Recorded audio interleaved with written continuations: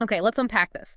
Today, we're diving deep into, well, a real tangle of martial arts, revenge, and some pretty shocking deception. It all spins around Webro Sabling. hmm Our goal here is, pull out the key facts, the core ideas from the sources, and kind of give you a shortcut through this maze.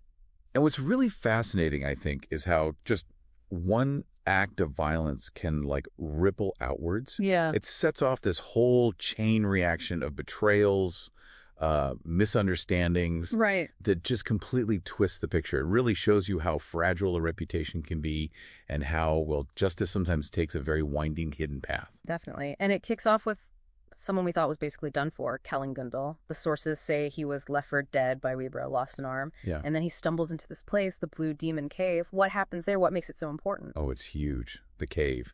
It's more than just shelter. It's described as having this healing air. And there are ancient writings, this mysterious blue demon pond. And he finds this broken sword hilt, the blue demon sword hilt. It comes with a prophecy too, something like master the art connected to it. Find the sword's tip and you'll become the sword king. Wow. So he spends 4 months there just training intensely and he comes out completely changed. It's almost unnatural, this transformation. It really highlights how potent pure vengeance can be. It just warps him. So he's reborn, basically, but darker.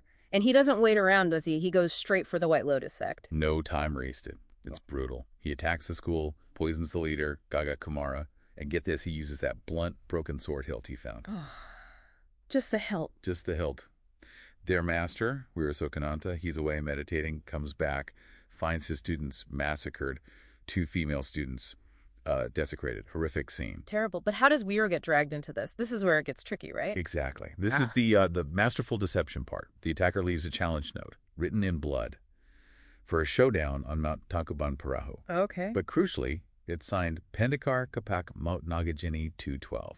Wiro's title. Wiro's exact title. So Wirasokananta, seeing this, grieving, he jumps to the conclusion. He thinks Wiro Sabling did this unspeakable thing. It's a perfect frame-up.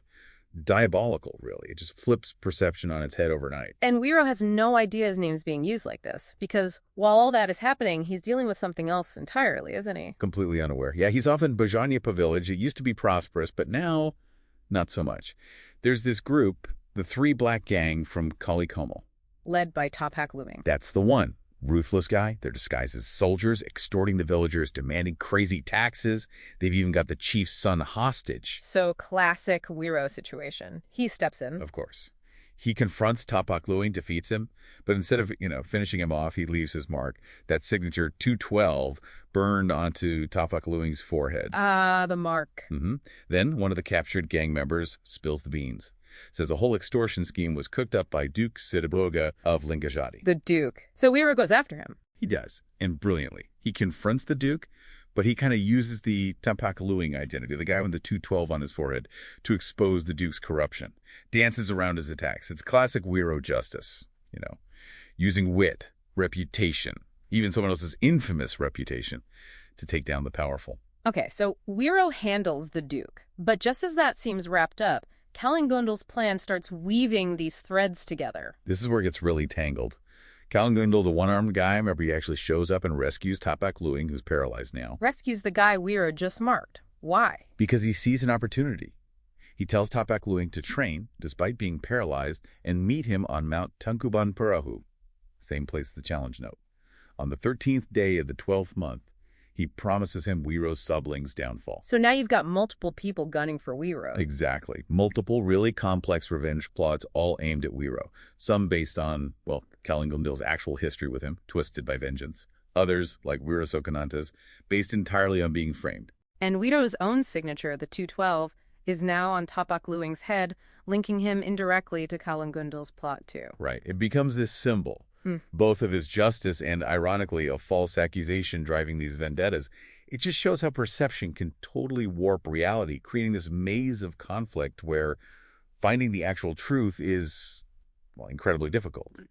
Wiro's identity itself is turned into a weapon against him. Yeah. It really makes you wonder, doesn't it? In a world built on such deep deceptions, how does the truth even stand a chance of coming out? It's a powerful question. The layers here, the deceit, the power plays, it's captivating stuff. So we'll leave you mulling this over. When a hero gets framed like this, from different directions, are they just doomed to fight this confusing war against lies and mistaken identities? Or somehow can justice eventually cut through all that deception? Something to think about as these plots start heading towards that mountain.